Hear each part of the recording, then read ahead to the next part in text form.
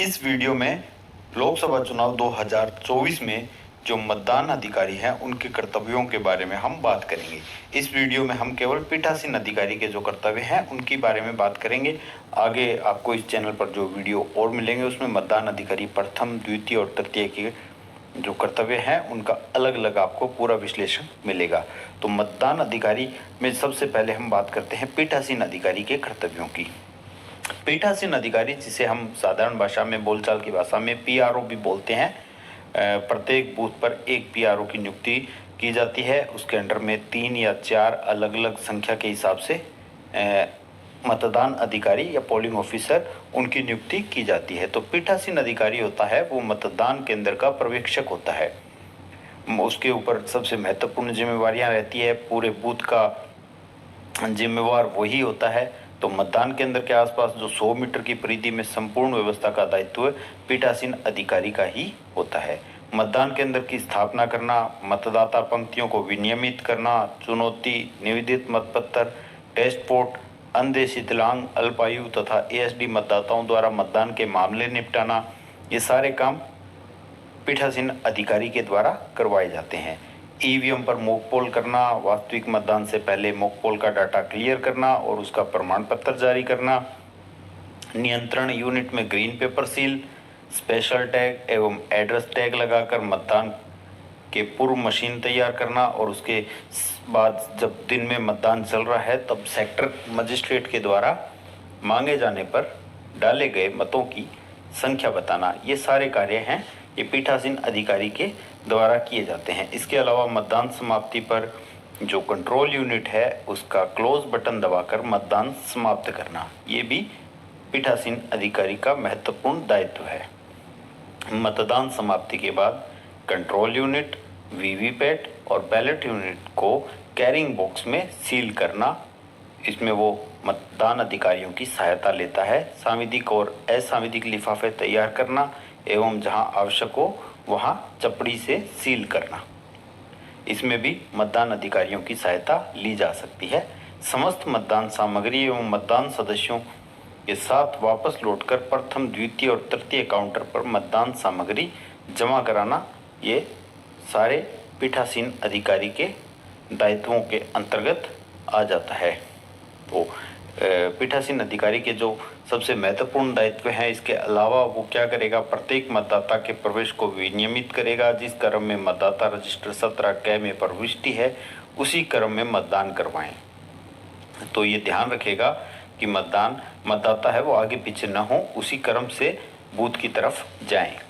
डाले गए मतों की संख्या का समय समय पर मतदाता रजिस्टर में प्रविष्ट मतदाताओं की संख्या से मिलान करना, ये बहुत ही आवश्यक है, क्योंकि कई बार क्या होता है, एक आधा मतदाता जो अनपढ़ या कोई बुजुर्ग व्यक्ति हो सकता है वो बिना बैलेट यूनिट का बटन दबाए हो सकता है आगे चला गया हो और जल्दबाजी में अगला जो मतदाता है वो जाके उसी बटन को दबा देगा। तो इस स्थिति में आपके वोट हैं उनमें अंतर आ सकता है मतदाता रजिस्टर 17 क में और कंट्रोल यूनिट में। तो इस स्थिति से बचने के लिए निरंतर जो पीठासीन अधिकारी है वो निगरानी करता रहेगा और सुनिश्चित करेगा कि बैलेट यूनिट से बैलेट जारी होने के बाद मतदाता है वो अपना मतदान करके ही वहां से निकले। तो इसके लिए जो तृतीय मतदान अधिकारी है उससे समन्वय स्थापित रखेगा और समय समय पर पीठासीन अधिकारी उसे चेक करता रहेगा।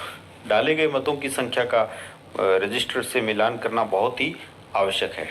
यह सुनिश्चित करे कि कोई भी मतदाता है वो मतदाता रजिस्टर में हस्ताक्षर किए बिना मतदान नहीं करे। जिन मतदाताओं ने हस्ताक्षर कर दिए हैं वे मतदान किए बिना बाहर नहीं चले जाएं। बहुत ही महत्वपूर्ण बिंदु है ये। मतदान कक्ष की फोटो खींचने या वीडियो फिल्म बनाने की आज्ञा न दे। ये बिल्कुल भी पॉसिबल नहीं है कि कोई भी अंदर कैमरा वगैरह लेके आए। केवल जो रजिस्टर्ड पत्रकार हैं जो कि निर्वाचन आयोग से परमिशन लेके आते हैं वो केवल बूथ की फ़ोटो खींच सकते हैं, ना कि जो मतदान केंद्र का जो जहाँ पे पोलिंग जो बैलेट यूनिट रखी है उस स्थान की फ़ोटो वो भी नहीं खींच सकते हैं। तो इस प्रकार से ये विशेष ध्यान रखना है। यहाँ पर अगर पीठासीन अधिकारी की जो अनुपस्थिति है तो उस स्थिति में मतदान केंद्र पर जो नियुक्त प्रथम मतदान अधिकारी है वो पीठासीन अधिकारी के दायित्वों का निर्वहन किया जाएगा। ये स्थिति बहुत ही कम संभावना रहती है आने की। अगर पीठासीन अधिकारी की कोई दिक्कत आती है तो चुनाव से पहले ही दूसरा पीठासीन अधिकारी नियुक्त कर दिया जाता है। लेकिन कई बार क्या होता है, जब मतदान चल रहा होता है उस दौरान तबीयत खराब होने से या अन्य किसी परिस्थिति से पीठासीन अधिकारी वहां उपस्थित नहीं रह सकता है, तो उस समय ये स्थिति बनती है और उस समय जो पीठासीन अधिकारी के दायित्व हैं वो प्रथम मतदान अधिकारी के द्वारा निभाए जाते हैं। इसलिए प्रथम मतदान अधिकारी को भी पीठासीन अधिकारी के कर्तव्यों के बारे में अच्छे से जान लेना चाहिए।